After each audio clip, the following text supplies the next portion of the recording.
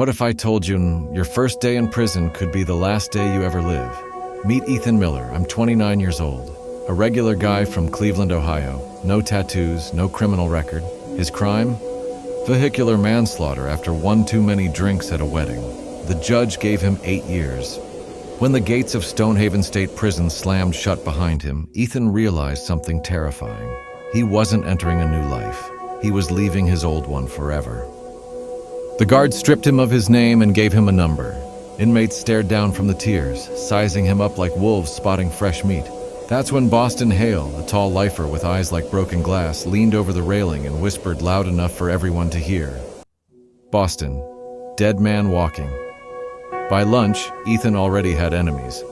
Razor Joe, the most feared shot caller in Stonehaven, was waiting. Why? Because the man Ethan killed on the outside was Joe's cousin. Blood ties stretch far in prison. In the cafeteria, Joe slid his tray across the table, beans dripping onto Ethan's lap. Razor Joe, you owe. Either pay in blood or pay in green. Ethan froze.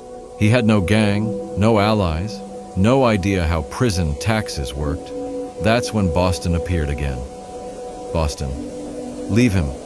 He's with me. The cafeteria went silent. Razor Joe smirked, but walked away. Ethan didn't know it yet, but Boston had just bought him, like property. Later in the cell, Boston explained the rules. Boston, everyone here belongs to someone. You can fight it and you'll get buried. Or you can play smart and maybe, just maybe, you'll survive. That night, another inmate, Doc, an older man with a scar down his cheek, offered Ethan protection. But protection had a price. Running envelopes across the prison without asking questions.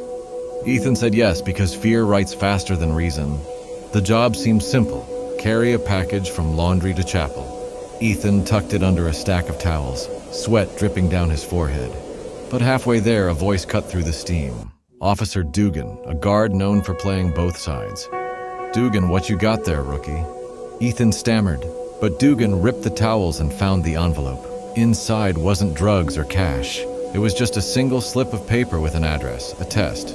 Dugan smiled. Dugan, you're sloppy, but lucky for you, I like sloppy. You want me to forget this? You'll owe me now. That night, Ethan couldn't sleep. He was already in debt to 2 people, Doc and Dugan, and he still had Razor Joe waiting for his blood. The next morning, Razor Joe made his move. He and 3 men cornered Ethan in the laundry room. Steam hissed from pipes, machines roared, and fists started flying. Razor Joe, your time's up, Miller. Ethan hit the floor. Blood filled his mouth. Joe pulled a shank from his waistband. Just as the blade flashed, Boston stormed in. Boston tackled Joe. Guards swarmed. Chaos erupted. Ethan was dragged out in cuffs, his shirt soaked in his own blood. Isolation. 4 concrete walls. A slot in the door for food. Ethan thought he was safe until Doc's face appeared through the slot. Doc, you're still breathing, that means you owe me. Doc slid the same slip of paper under the door. The address written on it wasn't random. It was the pawn shop owned by Ethan's sister back in Cleveland. Doc, listen close. If she pays, you're safe. If she doesn't, Razor Joe won't need a second chance. Ethan's stomach dropped. The package wasn't a test. It was a message. He had been marked the moment he walked in. His family was now part of the game. The next day, a guard slid paperwork under his door. Transfer to protective custody signed by Dugan. But scrawled in pencil on the back was one chilling line. Boston, survive today, tomorrow isn't promised. And Ethan finally understood.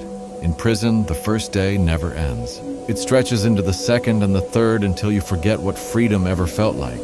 That was Ethan's first day in Stonehaven. 1 day, 3 debts, and a family now tangled in the web. His story's just beginning. Because in prison, survival isn't about strength. It's about who owns you and how much you're worth alive.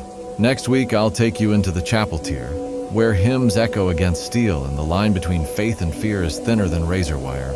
If this story had you hooked, do 3 things right now. Subscribe so you don't miss the next chapter, like this video to push it to more people, and drop a comment. What would you have done if you were Ethan? Because trust me, this was just his first day.